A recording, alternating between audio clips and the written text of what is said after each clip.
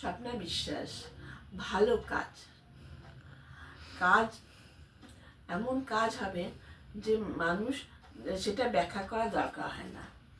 কাজ ভালো হলে মানুষ এত তৃপ্তি পাবে যে তাকে কাজের ব্যাখ্যা করতে হবে না। যেমন বিদ্যাসাগর মহাশয় নারী শিক্ষা আর বিধবা বিবাহ চালু করেছিলেন, তার জন্য সমাজ তার কাছে চিরঋণী হয়ে আছে। নারীরা তো তার চিরকৃতজ্ঞ। আজকেই যে নারী জাগরণ কেবলমাত্র বিদ্যাসাগর মহাশয়ের নারী শিক্ষা প্রচলনের জন্যই হয়েছে। আবার আমাদের রাজা রামমোহন রায় সতীদাহ প্রথা বন্ধ করেছিলেন, এর জন্য নারীরা ওনার কাছে চিরঋণী হয়ে আছে।